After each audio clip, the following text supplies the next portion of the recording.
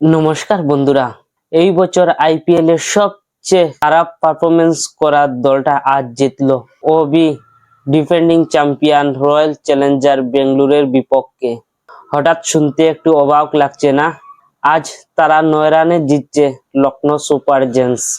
ম্যাচটা কতটুকু টাইট ছিল আপনারা বুঝতে পারবেন। মাত্র 9 রানে জিতছে লখনৌ সুপার জায়ান্টস। বন্ধুরা, এই বছর লখনৌ সুপার জায়ান্টস 10টা ম্যাচ খেলছে, আর 10টা ম্যাচের মধ্যে তারা মাত্র 3টি ম্যাচ জিতলো আজকের ম্যাচটার ধরে। এই বছর লখনৌ সুপার জায়ান্টসের যদি ব্যাটাররা ভালো থাকেন তাহলে বোলাররা খারাপ পারফরমেন্স করেন, যদি বোলাররা খারাপ পারফরমেন্স করেন তাহলে ব্যাটাররা ভালো পারফরমেন্স করেন। সবকিছু মিলিয়ে মাত্র 3টি ম্যাচও জিতলেন। তার জন্য বলছি এই বছরের সবচেয়ে খারাপ পারফরমেন্স করা দলটা হচ্ছে লখনৌ সুপার জায়ান্টস। বন্ধুরা, আজকের ম্যাচে আরসিবি সঙ্গে ম্যাচ ছিল লখনৌ সুপার জায়ান্টসের। লখনৌ সুপার জায়ান্টস প্রথম ব্যাট করতে আসেন, তবে আজকে মিচেল মার্শ যে তাণ্ডব শুরু করলেন, 111 রান করলেন, এবং ঋষভ পান্ট কিন্তু উনিও দেখালেন উনার ওই পুরনো ফর্মটা। ডায়ে বায়ে চারিদিকে 4 ছক্কা মেরে মোটামুটি তিনি 10 বলে 32 রান করছেন। প্রশ্ন হলো বন্ধুরা, এই শেষের সময় যে ট্যালেন্টটা তিনি দেখালেন, আমার মতে যদি ওইটা আরো আগে হতো, প্লে অফ রেসে যাওয়ার আশাটা একেবারেই শেষ হয়ে গেছে, কারণ বর্তমানে তারা 10 নম্বরে আছে পয়েন্ট টেবিলে।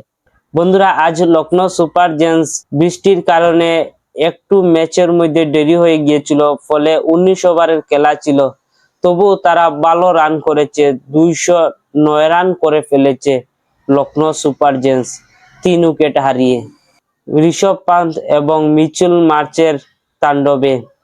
যাই হোক, 209 রান চেস করতে আরসিবি ব্যাটিং করতে নামেন। শুরুতেই তাদের 2টি উইকেট পড়ে যায়, সবচেয়ে গুরুত্বপূর্ণ উইকেট জস বেথেল এবং বিরাট কোহলি কিন্তু আজ 0 রানে আউট হয়ে গেলেন। তারপরে আমরা ভাবছি হয়তো আরসিবি আজ একেবারে শেষ, আর ম্যাচের মধ্যে ঘুরতে পারবেন না। কিন্তু ভাই, দেবদূত পাটিকল এবং রজত পাটিদার এই দুজনে ছক্কা আর 4-এর যে বৃষ্টি শুরু করলেন, উফ, ম্যাচের মধ্যে পুরো কামব্যাক করে ফেললেন, আর লখনৌ সুপার জায়ান্টস বোলারদেরকে চাপের মধ্যে রেখে দিলেন। বন্ধুরা, একসময় মনে হয়েছিল আজ তো আরসিবি পুরো খেলাটা ঘুরিয়ে দিয়েছে, কিন্তু লখনৌ সুপার জায়ান্টসের প্রিন্স যাদব নামে একটি ছেলে এসে 1 ওভারে 2টি উইকেট নিয়ে আরসিবির ব্রেক দেন। আর তিনি যখন প্রথম উইকেট নেন, 104 রানের পার্টনারশিপ হয়ে গিয়েছিল আরসিবির। ওই জায়গাটাতে যখন তিনি 2টি 1 ওভারে উইকেট নেন, তখন গিয়ে আরসিবির ব্যাটারদের একটু চাপ হয়েছিল, কিন্তু টিম ডেভিড এবং কোনাল পান্ডিয়া এই দুজনে আবারও ম্যাচটির মধ্যে ঘুরে দাঁড়ান। এমনকি 4-6-এর তাণ্ডব শুরু করলেন দুজনে।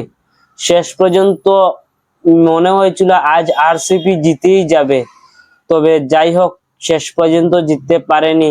লখনৌ সুপার জায়ান্টসও জিতছে 9 রানে, কিন্তু ম্যাচটা কতটুকু টাইট ছিল আপনারা বুঝতে পারছেন, কারণ শেষের দিকে গিয়েও ম্যাচটা থামে। যদি আজ বৃষ্টি বা ডিএলএস না হতো তাহলে হয়তো আরসিবি আজও লখনৌ সুপার জায়ান্টসকে হারিয়ে দিত। বন্ধুরা, আজকের ম্যাচের টার্নিং পয়েন্ট তো অনেকটাই হতে পারে, তবে আমার মতে আজকে লখনৌ সুপার জায়ান্টস জেতার টার্নিং পয়েন্ট হচ্ছে ওই মিচেল মার্চের 111 রানের যে বিধ্বংসী ইনিংস খেললেন, ওটাই হচ্ছে লখনৌ সুপার জায়ান্টসের জেতার টার্নিং পয়েন্ট। তা না হলে তো আর কেউ নেই যে এমন একটা রান করছেন ভালো। অন্যদিকে দেখলে আরসিবি শুরুতে যে 2টি উইকেট পড়ে যায়, ওটাই তো হচ্ছে আরসিবি হারার টার্নিং পয়েন্ট। যদি আপনারা আমার সঙ্গে একমত হন তাহলে অবশ্যই কমেন্ট বক্সে লিখে জানাতে পারেন আজকের ম্যাচ জেতার টার্নিং পয়েন্ট হচ্ছে মিচেল মার্চের ওই 111 রানের বিধ্বংসী ইনিংসটা।